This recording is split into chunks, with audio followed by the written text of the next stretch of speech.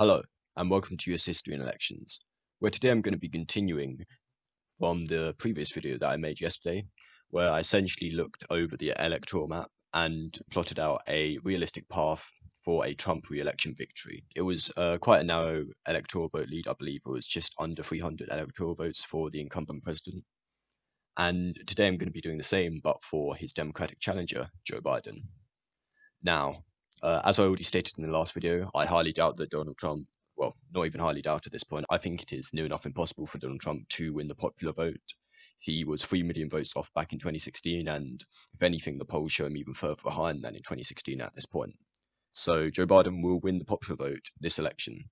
However, and essentially, if he wins the popular vote, he will win exactly all the same states that he won or that the Democratic Party with Hillary Clinton won back in 2016. And as you can see, the national polls here are showing that Biden is almost 7 points ahead of Donald Trump. If you want to round that down to just 7.4, so or basically 7.5 above. And what the most important thing is here is that Biden is currently above the 50% threshold. So he has a majority of Americans would vote for him, and Trump is roughly is exactly on 43% nationwide.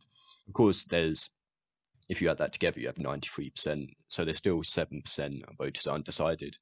But Trump would have to get every single voter to vote for him to even come close to Biden. To even come close to Biden here. So as long as Biden, retains his hold as uh, over 50% threshold, which of course Hillary Clinton or Trump were nowhere near back in 2016 due to third parties, but there's no third party challenge now. So if Biden holds that, then I can see him winning all of Hillary Clinton's states in 2016. That includes Colorado, Nevada, Virginia, New Hampshire, even though it's going to be slightly tight, and Minnesota. So this already puts Joe Biden. Minnesota's a bit more likely than the rest go for Trump, as well as Maine at large. Now, this already puts Joe Biden at 232 electoral votes and Donald Trump still on 125. And as this is a realistic path for a Joe Biden victory, this would see Trump, still hold on to some of his big states, including Iowa, Ohio. If you want to look at the polls, they're pretty close.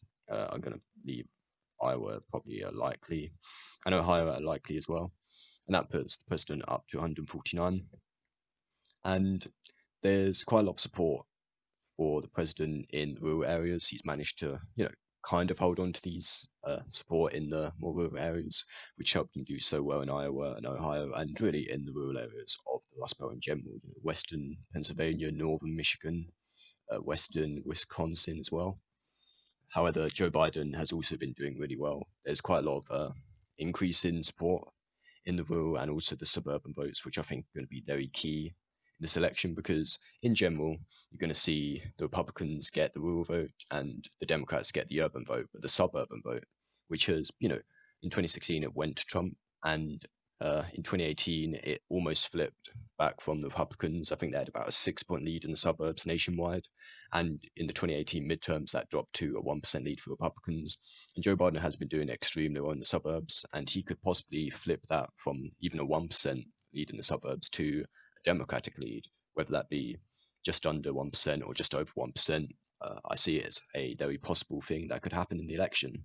And if Trump does lose the suburban vote, then the election is over. But you want to look at some of these states that will also go to Trump. Georgia has been slightly trending for the Republicans at the moment. I believe it's 1.5% in the polls. So I think a lean vote here would, match the polling. I also think Texas, which is, narrowly going for Trump at the moment, in a Biden, realistic victory would probably be again in a lean category. I don't see either of these two states going to the Democrats. However, I'm going to characterize Nebraska's second district as a Joe Biden pickup. Compared to 2016, I believe Hillary Clinton lost the district by 2%. And there's been, quite, like I said, quite a suburban shift towards the Democrats in the last 1 or 2 years. And in 2018 midterms, I believe they lost it by 2% in the House race there. But then again, Obama won this back in 2008 very narrowly against John McCain.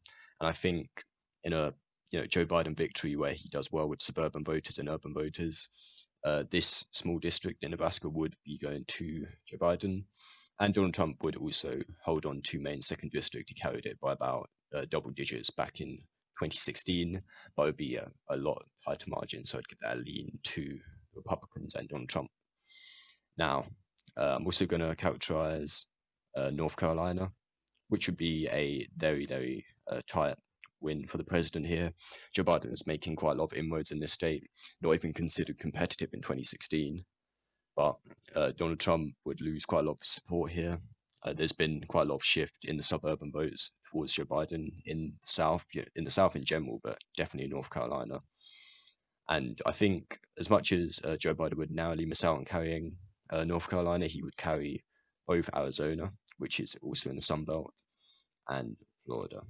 And this would already put him over the lead for a realistic win, as I, realistically see Joe Biden getting quite a lot of votes in this area. And he's done quite well in Florida. The elder population is quite large in the state, and Joe Biden can definitely appeal to these voters a lot better than the younger college-educated voters. And the retirees in the state will definitely help carry a Joe Biden victory, even though it will be under 5%.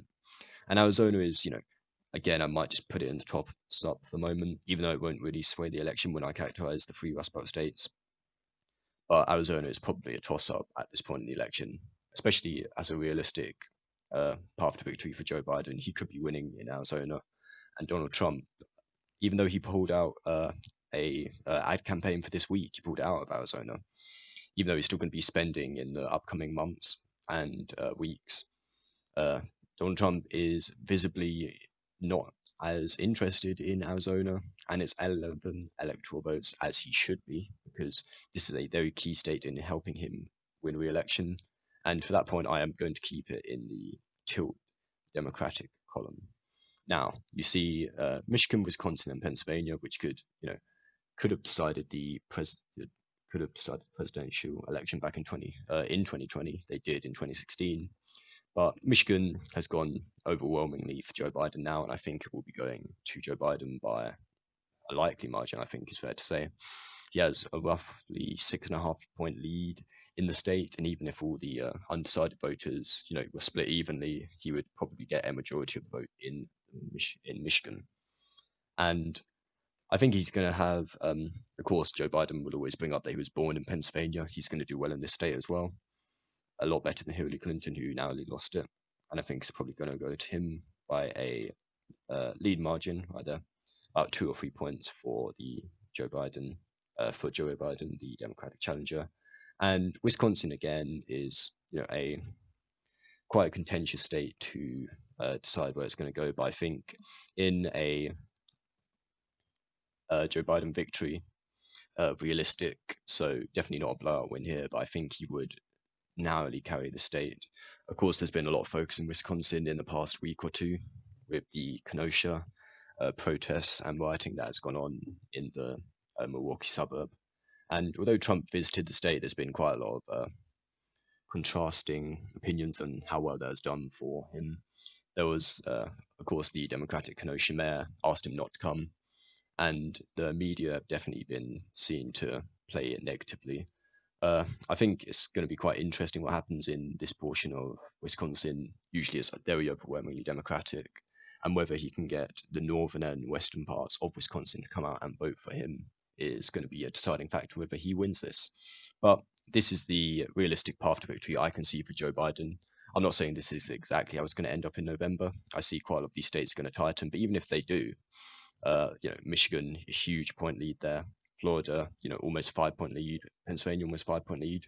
He only needs those 3 states plus the one that Hillary Clinton won back in 2016, which he will win no matter what, to secure an election victory for the Democrats. So I think I'm going to leave it here. Thank you for watching. Hope you enjoyed. Remember to like, comment, and subscribe, and I'll see you all again soon.